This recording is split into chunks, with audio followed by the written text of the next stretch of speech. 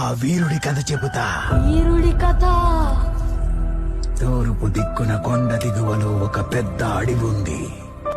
స్వచ్ఛమైన మనసెరిగిన ఆదివాసీల బలగంతో పచ్చదనం నిండిన గంధపు నేలది. ఉన్నట్టుండి ఆ అడవిలో నిప్పుల వర్షం కురిసింది. పెద్ద మంట చెలరేగి గట్టిగా అరిచింది. ఆ పెద్ద అడవి మాడి మసైపోయింది.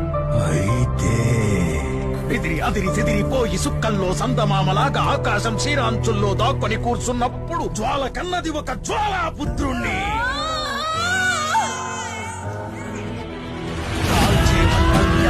వర్షంలా మృత్యువు ఇంట్లో కూర్చున్న మృత్యుంజయుడిగా